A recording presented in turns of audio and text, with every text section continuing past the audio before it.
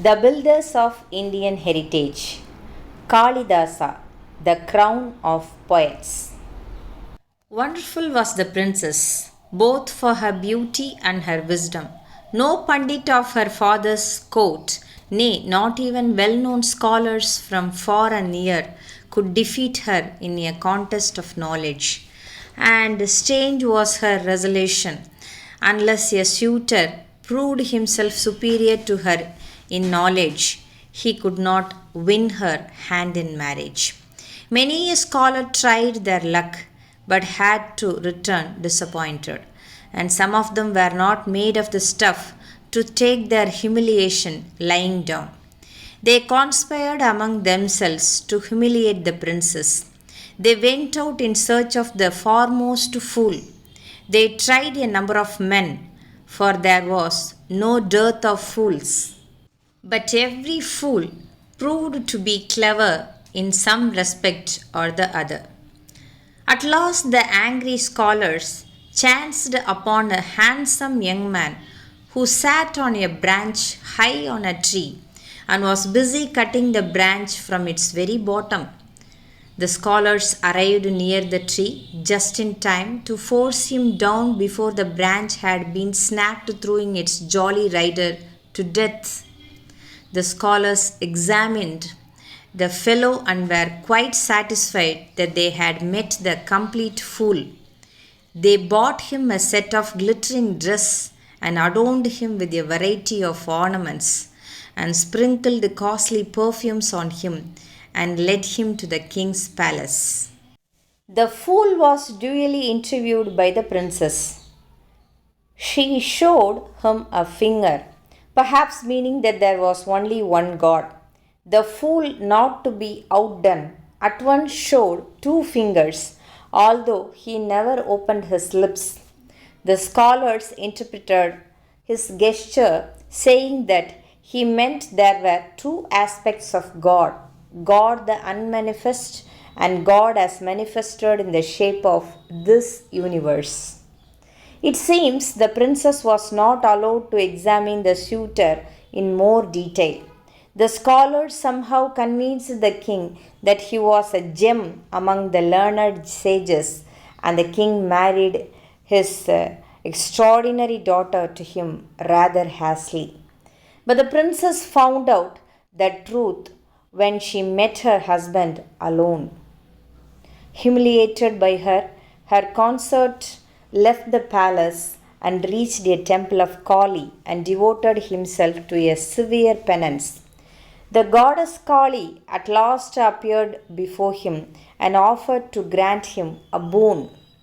Grant that I become the greatest of all poets, prayed the devotee.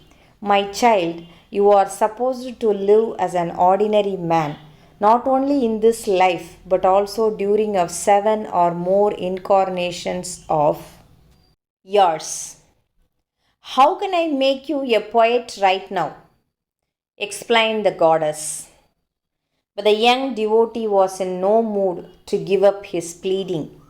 Kali was obliged to turn into goddess Saraswati and take the soul of the devotee 7 times into herself and bring it out 7 times then and there. The devotee's fate for 7 lives was thereby abridged into a few seconds. With the boon of the goddess, he came out of the temple a genius and assumed a new name, Kalidasa, the servant of goddess Kali. Thus goes the legend about India's third greatest poet, next to only to Valmiki and Vyasa. The legend is not likely to be true, but it shows in what esteem the popular mind holds Kalidasa. So great was his genius that it could not have been possible short of a direct boon from goddess Saraswati. Kalidasa is a phenomenon, a miracle, and as the popular mind always does to highlight the miracle, it has imagined him to have been a fool earlier for a sake of contrast. Kalidasa lived in Ujjaini, the glorious city of the Malavas, during a golden age of India's history. The legendary king Vikramaditya was his patron. 8 other great scholars were his colleagues in the court. They were Dhanvantri, physician, Katakarpara, Shanku, and Betala Bhatta, poets, Amarasimha, lexicographer, Varahamihra, astrologer, Vararuchi, author and grammarian, and Shapnaka. Kalidasa's plays and poetry, written about 2000 years ago, continue to be among the finest products of Indian inspiration. Although they are in Sanskrit, there is no literature of any language in India which has not been influenced by them. His known works are Saguntalam, Malavikaka Mitra, Vikramorvashi, Megatuta, Raghuvamsa, Ritu Samhara, and Kumara Sambhava. Kalidasa knew India very well. In his works, we find the glimpses of the parts of the country. He takes us to saffron tinted Kashmir, to Malabar where beetle creepers abound, to the pearl fisheries of Tamrabarani in the south of Tamil Nadu, to the Himalayas abounding in deodars and Kalinga bed-decked in coconut palms, to the glittering sands of the Indus and the confluence of the Ganga and Yamuna, and so on and so forth. As Sri Aurobindo wrote, Valmiki, Vyasa, and Kalidasa are the essence of the history of ancient India.